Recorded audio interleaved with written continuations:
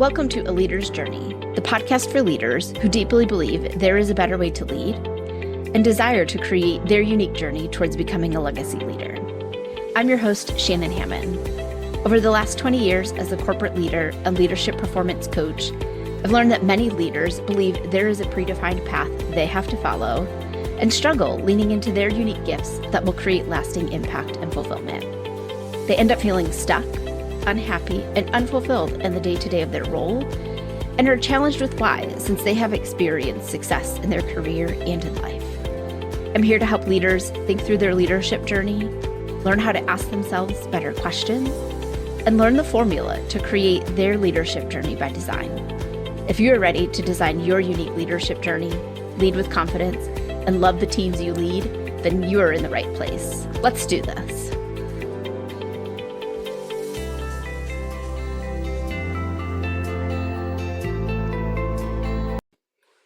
Hello, my friends and fellow leaders. I'm glad to have you back here with me this week on the podcast. And if this is your first time tuning in, welcome. I'm so happy that you are here. I know that your time is valuable, and I appreciate that you have chosen to spend some of it here with me. We are a couple weeks into the fourth quarter of the year when this episode comes out. That also means that there's only 12 weeks left in the year. It sounds like a lot, and it is. And it will also go by really fast. So I have a question for you, leaders. Are you ready for the final stretch of the year? Do you know what your aim is? Do you know what you need and what you want to achieve by the time December 31st rolls around? When we look at it on Fridays, there's a lot of people that tend to sit back, not put in their best efforts, and they just give up figuring whatever it is, it's still going to be their Monday, so I'll just leave it and I'll just take a day to chill.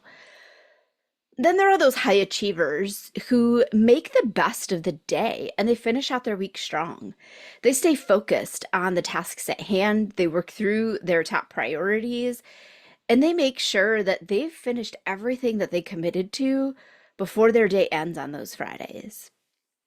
That same concept can be applied towards the end of the year. There are leaders who, right off the fourth quarter, they're like, well, it's Q4. If it's not done, it's not done. That'll be a next year problem, especially if Q4 happens to be the peak of the season for your particular business. And in a lot of industries, there's a lot that happens in Q4. I talked about that in another podcast episode. So you get to choose, do you want to coast through the next 12 weeks, just doing what you need to do to get by, leaving things to be addressed in the new year, looking at it as that's a new year problem. I'm just going to focus on what I've got to do to survive and make it through the day. Or you have the opportunity to choose to show up and finish out 2024 strong. And that's what I want to talk with you about today, because finishing strong in the current year, it makes a huge difference for you from a mindset perspective, from a confidence perspective, a motivation perspective. And I do firmly believe that in order to start your new year off strong and on the right foot, you've got to finish the prior year in that same place. So if you want to achieve your leadership goals and life goals, you need to do the things that others are not willing or just simply not choosing to do. And finishing strong is one of those things. Make the choice today that you are going to be the leader who's going to do the work and is going to finish 2024 strong. You are going to do what others are not willing to do. And when you look back in January, I promise you that you're going to thank yourself for making that decision today. So you might wonder, how can I finish strong? Well, I have 5 strategies for you that I use each year, and actually each quarter, just to keep myself focused throughout the year.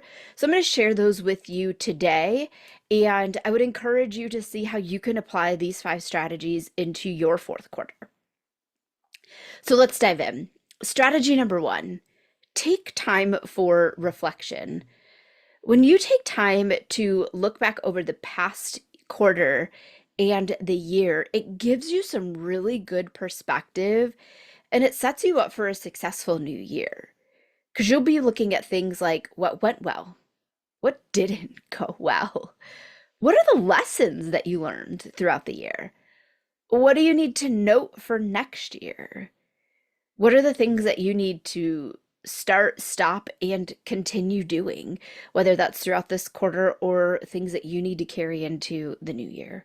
There's so many questions that you can ask yourself. So choose the ones that make the most sense for you, your goals, and your future. Just take that time to look back at what has happened for you.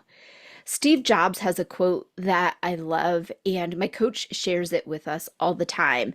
And it's you can't connect the dots looking forward. You can only connect them looking backwards.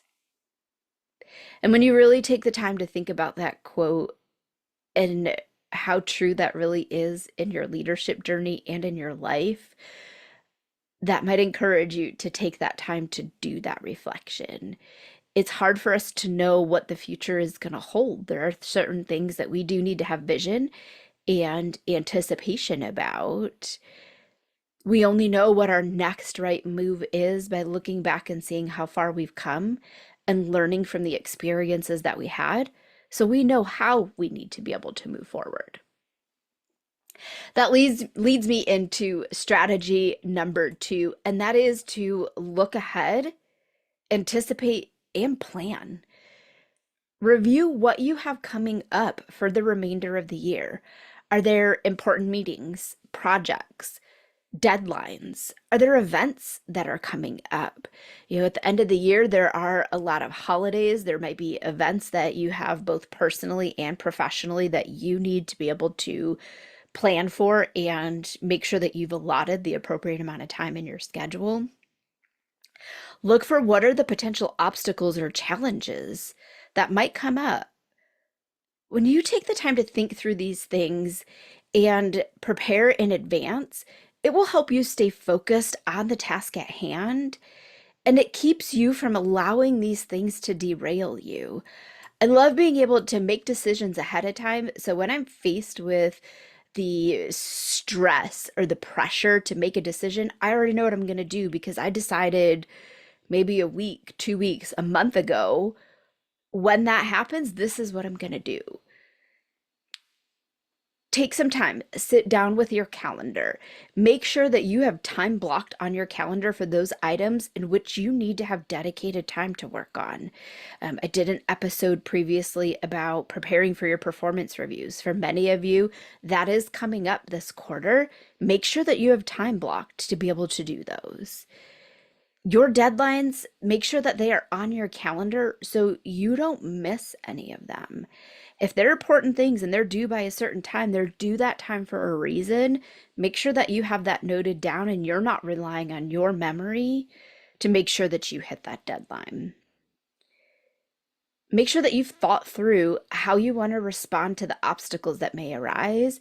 And if you feel that there is something that you might fall behind on, and try to see what you can do now to make the adjustments that are needed to free up some white space within your calendar so you have time built in as that buffer zone to be able to handle those things that might derail you.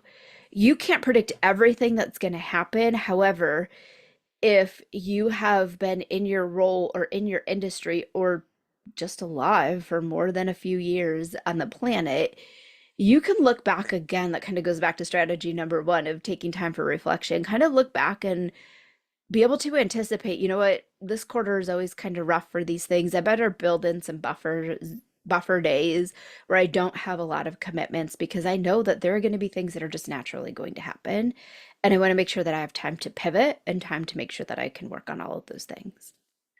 Now, that doesn't mean that you have to stay steadfast in every decision that you're making in advance. You do need to be prepared to pivot, though.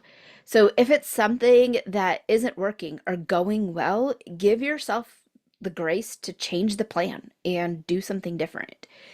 You could even think through some of those items that you might need to pivot on and write down a few alternatives so you are ready to go if the time comes to make that decision and you're not trying to in the heat of the moment, think through, well, what else could we do?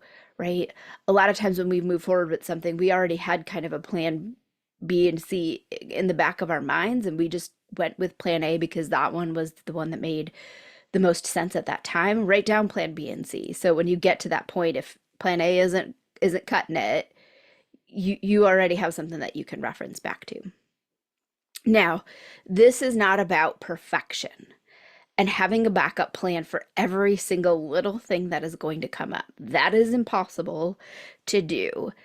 Really, what this is about, it's about anticipating what may come up based on what you've learned in your past experiences. I actually have a work journal that I document challenges in so that way I can look back at them next year and year over year and remind me of what came up then in the prior year that I might need to consider for this year. And maybe it happens and maybe it doesn't. But it's something that if I can look back at my work journal and I can say, geez, for the last 2 years, these particular things happened, then I know that I can anticipate them. I'll give you a really great example. Here where I live, school goes back the first week of August. Every year it's August 1st, regardless of what day that falls on, as long as it's a Monday through Friday, that's the day that kids go back to school. Year over year, inevitably, and it has yet to fail me in probably 10 years. I know that if I have a team member who has school age kids, especially elementary school, you don't see it as much with middle school or high school, but more of the elementary school age. I know that they're probably going to need some PTO days the first week to 2 weeks of September. And every year it never fails. Or they might need some flexibility to work from home some extra days those weeks because their kids are going to get sick. It's just a natural thing that happens. Kids have been away from each other all summer. They're back in school. They're making new friends, seeing some of their old friends that maybe they don't get to see at the summer during the summer. They're hugging each other, touching each other, sharing all of these things. It's the natural part of being a child and one of the great things about being a child. But it usually leads to kids getting sick about a month into school. So I know that in September I need to anticipate, and I'm probably not going to have a lot of pre-scheduled PTO for my team those weeks. So that way I'm building in some buffer. Or we're going to try to really get ahead in the middle to late of August. So our workload is a little bit lighter coming into that time so we can anticipate and be prepared for maybe one or two people, it just depends on the makeup of your team, for them to be out. So it's looking at little things like that, which is why I love my work journal. And I encourage you, if you're not keeping a work journal, start one. It doesn't have to be fancy. Mine's just a composition notebook that I got from the store for like 75 cents when school supplies were on sale. It's just a place for me to jot down some notes of different things that come up every month so I can look back.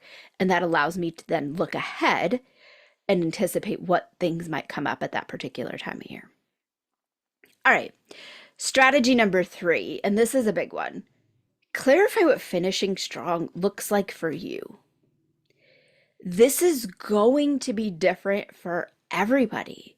No two people are the same. We're not in the same roles. And even if you are in the same role as your peers, right?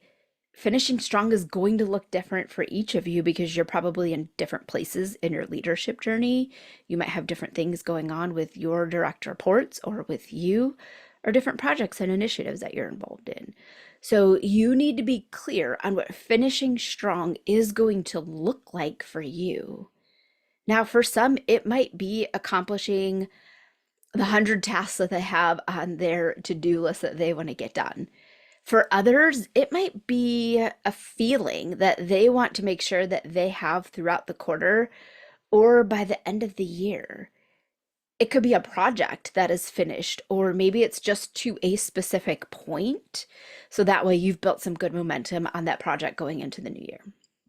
There is no right or wrong answer. You just need to know what you are aiming for. And when you have clarity on what finishing strong is for you, you can go back to that when things start falling off the rails. because they will. It happens, it's life, it's part of being a human, and it's part of working with humans. And you need that guide to be able to get you back on track. I like to think of it as kind of like the bumpers at the bowling alley, right? They're there to keep your ball from going in the gutter on either side, keep it down the middle of the alley, so you knock down pins when your ball gets to the end. So, what are those bumpers for you? That's where your clarity on finishing strong, what does that mean for you? We all need this. So don't be embarrassed or write off the importance of knowing what that looks like for you. If what finishing strong looks like for you isn't the same as somebody else, that's okay. Your finishing strong might look smaller than somebody else's. It might be bigger than somebody else's. It doesn't matter. Write it down so that way you have it to reference.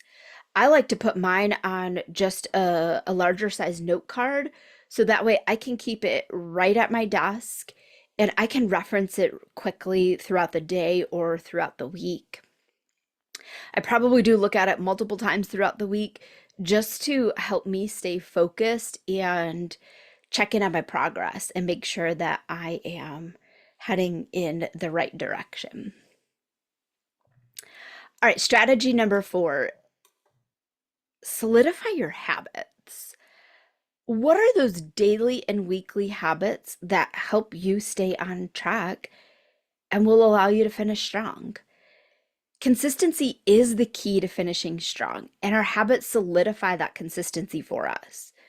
This may mean that some habits get removed from your routine because they are no longer serving you or they don't align with what your vision and finishing strong looks like. And you might add a few new habits because they better align with what you need to accomplish in this last quarter of the year. It's all about focusing on the habits and the routines that ensure consistent progress towards your goals. Now, I'm not just talking about the work habits and routines. I'm also talking about your self-care habits. Getting in your daily walk, drinking your water, focusing on your nutrition, making sure that you are getting 8 good hours of sleep every night, your meditation practice, whatever that is for you. Don't let your self-care get put aside or don't get lazy with your routines in this fourth quarter. Your health habits are a key to you finishing strong. And when you think back to strategy number 3 of what that looks like, go back to that. If you don't have some of your health habits and what finishing strong looks like for you, I'm going to encourage you to revisit that vision and make sure that you've included some of those in there. Now, it is always important for us as humans and especially as leaders to make sure that we are focusing on our physical, our mental, and our spiritual health, and to have routines to make sure that we are caring for ourselves. And at this time of year, when you're maybe in a crunch or you're trying to wrap up everything for the year, it's even more critical. So don't just look at your work habits, but look at those things to make sure that you are taking care of you.